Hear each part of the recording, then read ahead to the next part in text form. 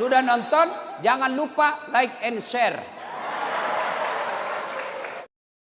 Bapak Wakil Presiden Republik Indonesia, Bapak Menteri Agama Republik Indonesia, kaum muslimin muslimat yang insya Allah dimuliakan dan dirahmati oleh Allah Subhanahu wa Ta'ala.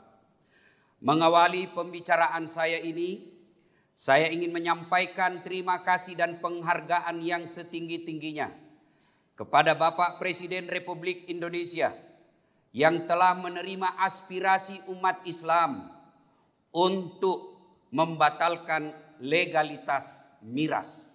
Alhamdulillah. Karena miras ini sesungguhnya memang menyebabkan mabuk.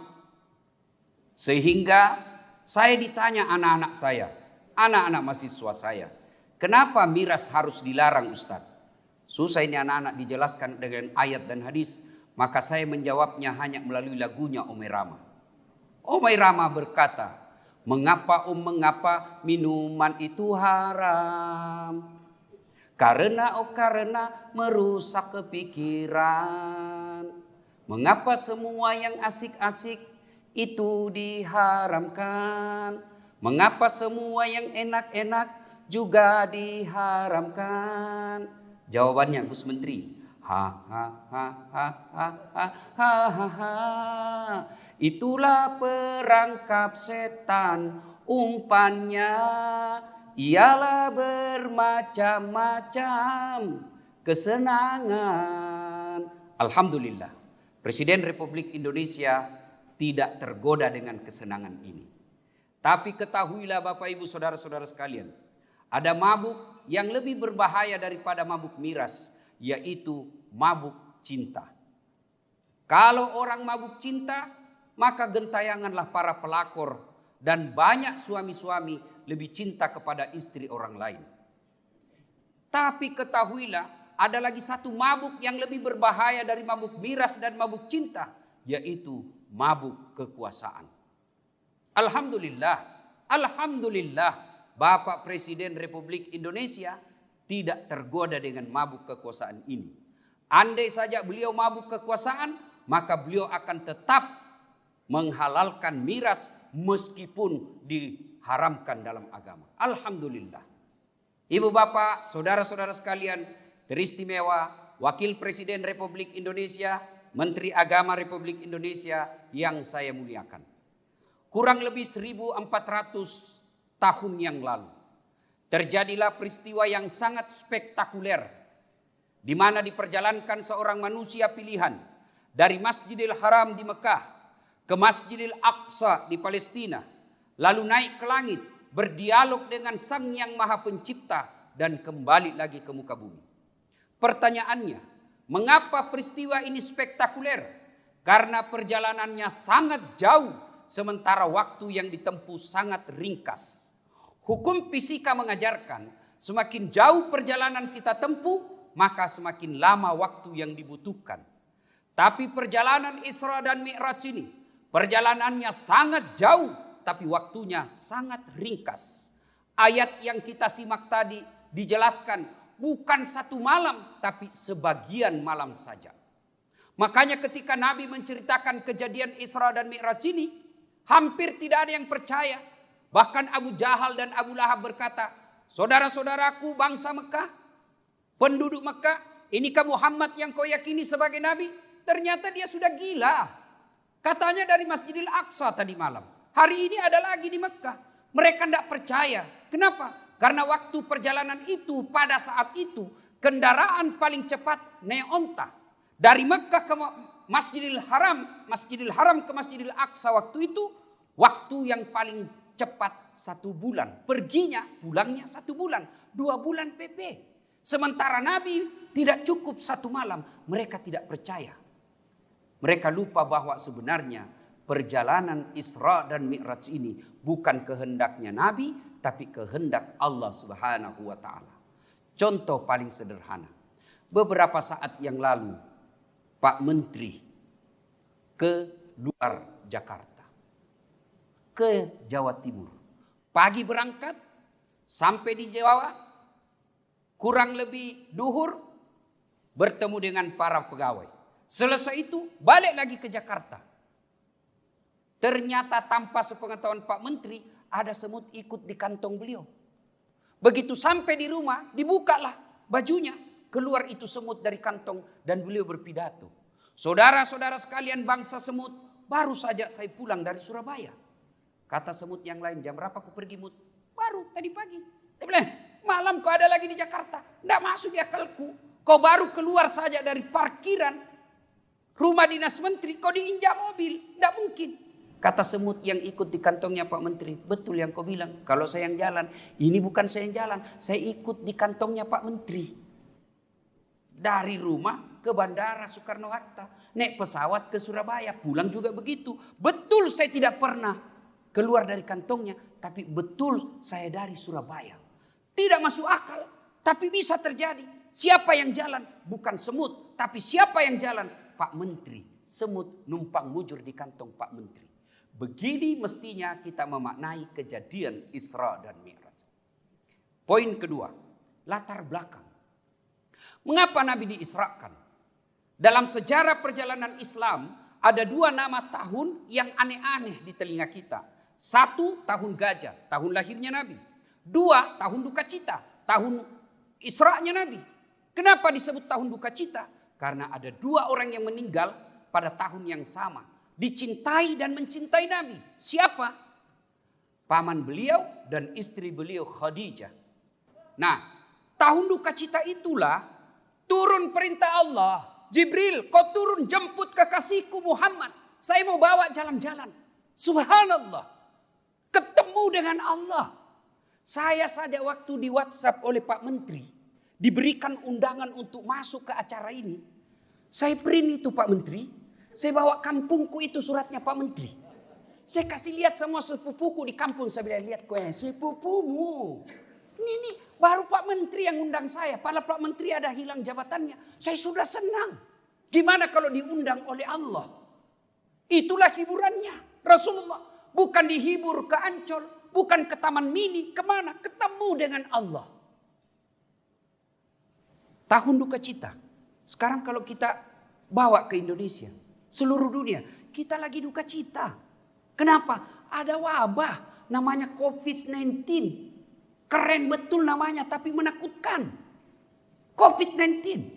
Tapi zaman Nabi tidak ada medsos yang membuat orang makin cemas. Sekarang sudah ada wabah, medsos lagi mencemaskan kita. Coba lihat Pak, rakyat Indonesia begitu susahnya diurus.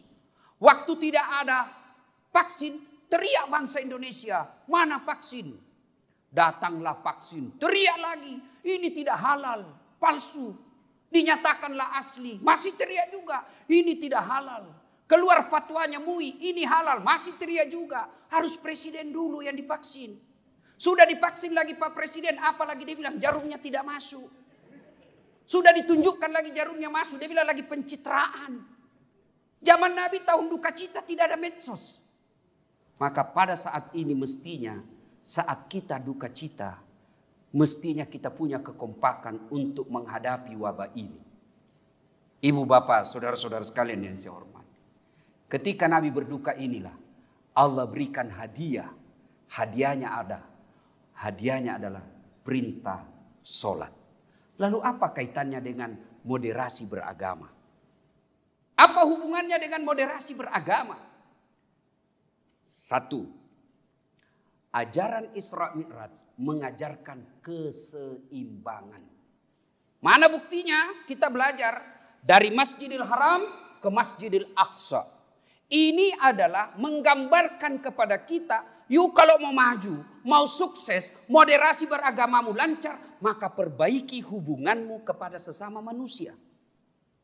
Tapi tidak cukup hubunganmu kepada sesama manusia, maka sempurnakan pula dengan hubunganmu kepada Allah. Itulah Mi'raj. Isra'nya kepada sesama manusia, Mi'rajnya kepada Allah. Operasionalnya. Ada orang baik betul ibadahnya. Hitam jidatnya gara-gara sholat. Tahajud tiap malam. Senin Kamis dia puasa. Berjamaah di masjid. Tadarus tiap hari. Tapi tetangga sebelah kanannya dia musuh gara-gara parkir. Tetangga depan rumahnya musuh gara-gara got. Samping kanannya musuh gara-gara bunga janda bolong. Lagi naik daun ini bunga janda bolong. Di belakangnya bertengkar gara-gara gotnya atau binatang ternaknya. Apa mereka baik? Tidak. Nabi menginformasikan orang baik itu bukan yang sekedar sholatnya bagus. Orang baik itu bukan sekedar tiap tahun dia pergi umroh. Tapi siapa orang baik? Khairun nas anfa'uhum linnas. Yang paling banyak manfaatnya buat orang lain. Bisa jadi sholatnya cuma hanya 5 waktu. Bisa jadi sedekahnya hanya seadanya. Bisa jadi dia tidak hanya umroh, tidak pernah haji. Tapi dia banyak manfaat di lingkungannya. Dia sebarkan kebaikan. Dia menjadi rahmatan lil alamin. Islam yang membawa keberkahan bagi lingkungannya. Dia lebih baik daripada yang hitam jidatnya tapi banyak musuhnya. Inilah yang disebut keseimbangan. Tapi sebaliknya, ada orang bagus akhlaknya, tutur katanya santun, sedekahnya cukup, tapi tidak pernah sholat, ini juga tidak baik. Maka diajarkanlah keseimbangan Isra Mi'raj, perbaiki hubunganmu horizontal, jangan lupa vertikal. Inilah yang kita kenal dengan hablum minallah, hablum minan nas. Ajaran kedua, musyawarah. Ketika turun Rasulullah telah ketemu dengan Allah, kan Nabi mengajukan proposal. Ibarat saya ketemu Pak Menteri proposal saya Pak Menteri. Nabi juga mengajukan proposal. Ya Allah, umatku ini kan kecil-kecil, pendek-pendek, ceper. Umurnya pun pendek-pendek. Ya Allah, kasihlah kami keistimewaan. Allah sampaikan, Muhammad, saya berikan kamu hadiah yang tidak pernah aku berikan kepada umat dan Nabi sebelummu. Yaitu sholat 50 kali sehari semalam. Gembiralah Nabi. Turun ketemu Nabi Musa. Kalau bahasa kita, Mas Bro, di mana? Apa kau dapat dari Allah untuk umatmu? Alhamdulillah, saya dapat perintah sholat 50 kali sehari semalam. Nabi Musa berkata, berapa? 50 bos. Enggak salah. Enggak mampu itu umatmu. Umatku saya gede-gede, kuat-kuat. Enggak mampu kalau 50, kau minta diskon lah. Ini dalam hadis enggak seperti ini. Ini bahasanya das atlatif. Ya, saya diminta sama Pak Menteri supaya dakwah itu jangan menakutkan. Ya, naiklah. Ya Allah, terlalu banyak ya Allah, mintalah keringanan. Dikurangi 5. Kata Nabi Musa, masih banyak bos. Nah, kau minta lagi, kurangi lagi. Kurang lagi, naik lagi, kurang 5. Mondar mandir, setiap kali naik dikurangi 5. Terakhir tinggal 5. Kata Nabi Musa, lagi berapa bos? 5. Masih banyak. Naik lagi minta. Ketahuan cerdasnya Nabi. Nabi berpikir, setiap kali saya naik dikurangi 5. Sekarang tinggal 5. Kalau saya naik lagi tidak ada, sudah saya dapat. Sudah mi deh, biar mi. Sebentar pi kuliah ki. Kalau bahasa di Makassar. Ya kan? Ternyata apa yang dikhawatirkan Nabi Musa benar adanya. Bagaimana seandainya Pak jadi 50 rakaat? Bagaimana seandainya jadi 50 kali sholat semalam? Saya yakin Kiai Haji Ma'ruf Amin tidak akan bisa jadi wapres. Kenapa? Sholat aja dikerja Pak. Baru bangun, hayya ala sholat. Sholat lagi. Mau naik mobil, hayya ala falah. Sholat lagi. Alhamdulillah. Meskipun tinggal 5, nilai keutamaannya tetap sama 50. Ini menunjukkan, jangankan perkara dagang. Jangankan perkara politik. Jangankan perkara syariah. Perkara ibadah saja Allah memberikan musyawarah kepada Rasulullah Muhammad SAW. Maka tidak masuk akal saya kalau ada orang yang tidak mau bermusyawarah dalam memecahkan permasalahan umat. Dengan catatan jangan salah pahami musyawarah.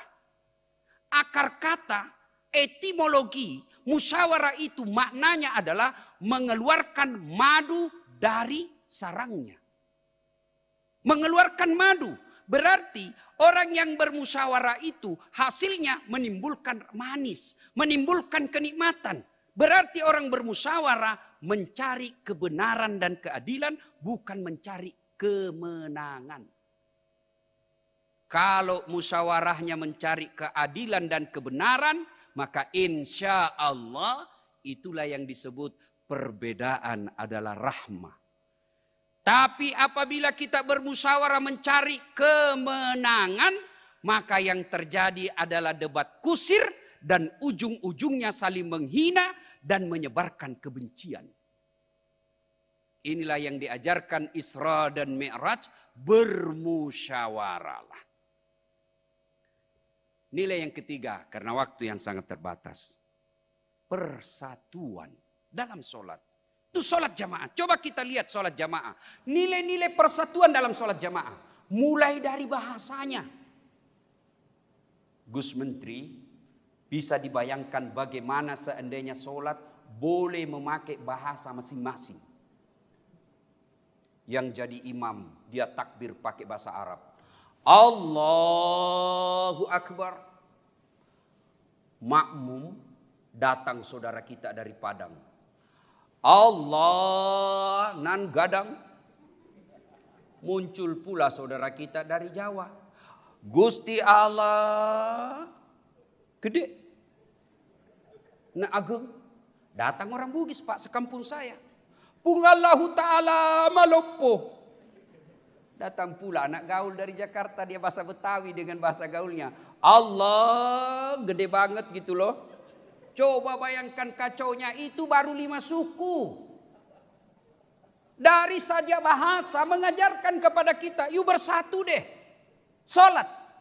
Belum lagi kita lihat Pak, orang masuk dari masjid. Yang dari arah kanan, dari arah barat, hadap ke kiblat. Dari arah selatan, hadap ke kiblat. Dari arah barat, hadap ke kiblat. Dari arah timur, hadap ke kiblat. Bayangkan kalau mereka menghadap sesuai dengan datangnya masing-masing. Yang dari kanan, sini Kak. Begitu ruku Pak, tabrakan pantat kita. Ini mengajarkan. Tapi sayang 1000 sayang, persatuan kita hanya ada di masjid, kita tidak bawa dalam kehidupan bermasyarakat. Kita kompak ketika sholat jamaah. Amin. Tidak ada yang baca dengan bahasa daerahnya masing-masing. Tapi sayang 1000 sayang, persatuan ini kita tidak bawa dalam kehidupan sehari-hari. Persatuan adalah modal yang sangat berharga. Sehingga hampir setiap Jumat kita dengar. Wa'tasimu bihablillahi jami'an wa la tafarraku. Berpegang teguhlah engkau kepada tali persaudaraan agama Allah. Dan janganlah engkau bercerai-berai. Tapi sayang. Kita gara-gara beda pilihan. Kampret cebong. Sampai sekarang belum rujuk. Padahal Pak Presiden sama Pak Prabowo sudah akur. Saya bilangin beleng-beleng ini. Orang sudah jadi presiden, sudah menteri, kamu bagi musuh-musuh. Jangan. Betapa pentingnya persaudaraan ini, menjaga kerukunan dan persaudaraan ini. Coba kita lihat sejarah perjalanan Islam. Perang pertama, Perang Badar. Menang mutlak Islam. Perang kedua, Perang Uhud. Meskipun secara fisik 80 umat Islam yang wafat termasuk pamannya Rasulullah Hamzah. Tapi tidak kalah kita waktu itu. Kita menang. Kenapa? Karena tujuan peperangan itu ingin mengambil Madinah. Tapi umat Islam mampu mempertahankan Madinah. Perang ketiga, Perang Khandaq. Menang mutlak Islam pada saat itu. Sehingga jumlahnya semakin banyak. 3 kali menang. Maka datanglah Nabi ke Mekah untuk umroh. Di Hudaybiyah di Hudaybiyah beliau kemudian dihadang. Karena dihadang kemudian ditawarkanlah perdamaian untuk bermusyawarah. Nabi memilih untuk bermusyawarah. Inilah Islam. Kata Nabi, selama masih ada tawaran untuk berdamai dan bermusyawarah bersatu, lakukan itu.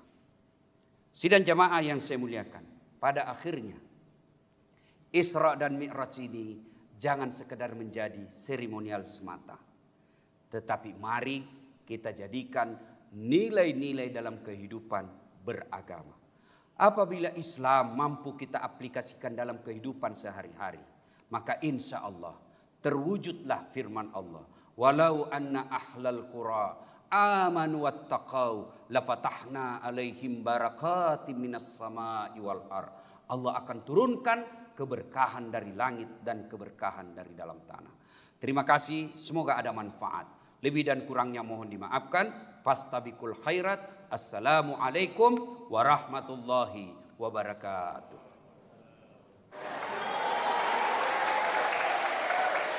Sudah nonton? Jangan lupa like and share.